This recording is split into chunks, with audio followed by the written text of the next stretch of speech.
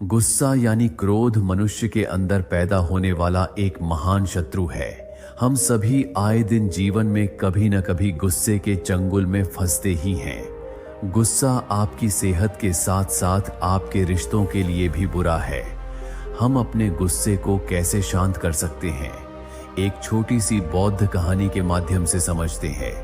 आशा है यह बौद्ध कहानी सुनने के बाद आप अपने क्रोध को शांत करना जरूर सीखेंगे। एक समय की बात है, एक बड़े से गांव के बाहर एक बौद्ध भिक्षु अपनी कुटिया बनाकर रहा करते थे। बौद्ध भिक्षु बहुत ही बड़े ध्यानी और बुद्धिमान व्यक्ति थे। हर रोज जब वह उस गांव में भिक्षा मांगने जाते तो अक्सर कोई न कोई उनसे अपनी समस्या का समाधान पूछता और बौद्ध भिक्षु भी बहुत ही आसानी और बुद्धिमानी के साथ लोगों को उनकी समस्या का समाधान बता देते। ऐसे ही एक दिन भिक्षा मांगते हुए वह उस गांव के सबसे अमीर व्यक्ति के घर पहुंच गए।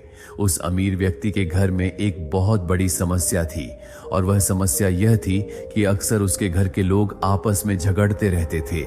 घर में शांति और आपसी भाईचारे की कमी थी। इस बात को लेकर वह अमीर व्यक्ति बहुत ही परेशान रहता था।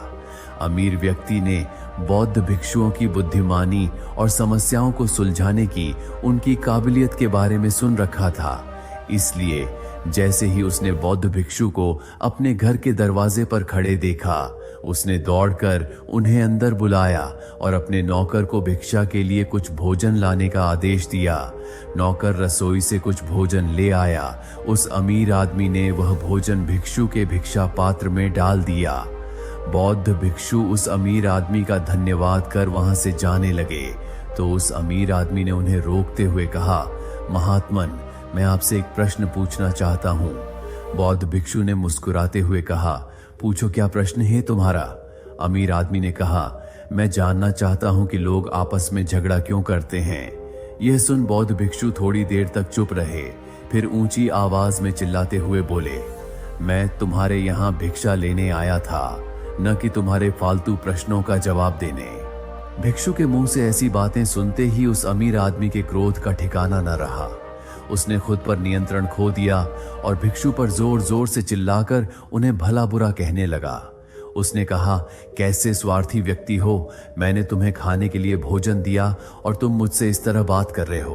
उस अमीर व्यक्ति ने गुस्से में बौद्ध भिक्षु को बहुत से अपशब्द कहे, लेकिन बौद्ध भिक्षु बिना एक भी शब्द बोले शांति से उस अमीर व्यक्ति की सारी बातें सुनते रहे और वह उन पर चिल्लाता रहा। लेकिन कुछ देर बाद जब वह व्यक्ति शांत हुआ तो बौद्ध भिक्षु ने मुस्कुराते हुए कहा, मेरे दोस्त, जैसे ही मैंने तुम्हारे साथ बुरा बर्ताव किया, तुम्हें क्रोध आ गया और क्रोध में तुमने मुझ पर चिल्लाना शुरू कर दिया, और अगर उसी समय मैं भी तुम पर क्रोधित होकर चिल्लाना शुरू कर देता तो हमारे बीच बहुत भयंकर लड़ाई हो सकती थी।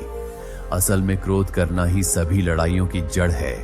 जब एक व्यक्ति क्रोधित हो और दूसरा व्यक्ति भी क्रोध में उसकी बातों का जवाब देना शुरू कर दे तो लड़ाई का बढ़ना निश्चित है। लेकिन अगर दूसरा व्यक्ति उस समय शांत रहे और कुछ समय के लिए मौन धारण कर ले, जब पहला व्यक्ति क्रोधित हो तो बड़े से बड़े झगड़े को भी सुलझाया और खत्म किया जा सकता है। साधारण शब्दों में कहें तो परिवार के सदस्यों का एक दूसरे के प्रति सहनशील होना ही घरेलू झगड़ों को खत्म करने का एकमात्र तरीका है। तो दोस्तों, इस कहानी की सीख ये है कि चाहे घर पर हो, दोस्तों के साथ हो या काम पर, हमें खुद को स्थिर और शांत रखना चाहिए। और अगर कोई हम पर क्रोधित भी होता है तो जहां तक संभव हो सके हमें शांति से ही उसका जवाब देना चाहिए, क्योंकि जैसे ही हम अपनी शांति खो देते हैं और सामने वाले पर गुस्सा करने लगते हैं तो छोटी से छोटी बात भी बड़ी बन सकती है और हमें बड़ा नुकसान पहुंचा सकती है।